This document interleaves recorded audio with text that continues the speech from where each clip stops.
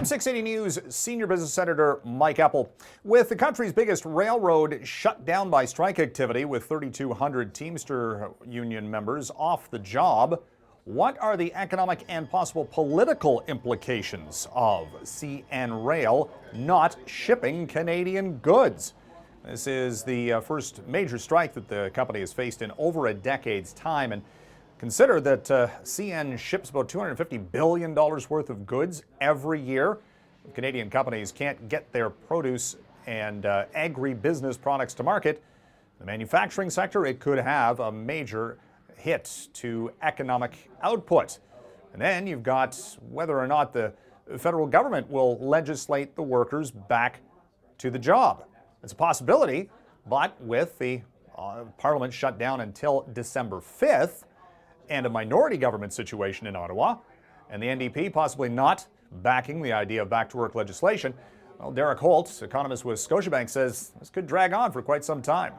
If we're looking at something by December 5th or a little bit earlier, that would still risk being the longest rail strike that the country has had, at least in recent decades. And so in that context, you're still going to do significant damage to the transportation of key commodities like petrochemicals and motor vehicles and grains. And so you're hitting multiple sections of the Canadian economy, even if we go on for just a period measured in weeks. Now, we did see today shares of CN down by about 2%. Its rival, CP Rail, also down by about 2% in Toronto's stock market activity.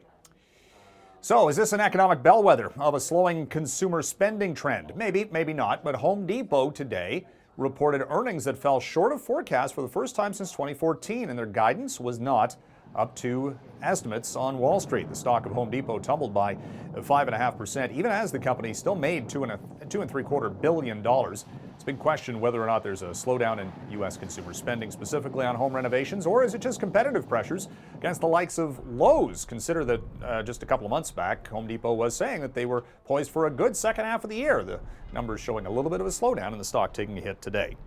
Another U.S. retailer is seeing its stock price tumble.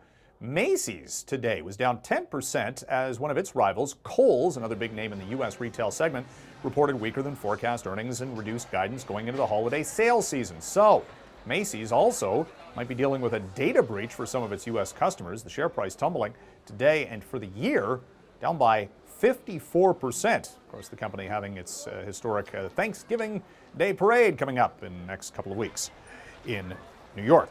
And European budget airline EasyJet says it is going to be the first carbon neutral or net zero air carrier when it comes to a carbon footprint. The company is going to buy carbon offsets for each flight. It's going to cost on a yearly basis about $25 million. No word yet whether or not that'll be passed along to ticket buyers. From the 680 newsroom, I'm Mike Eppel for City News.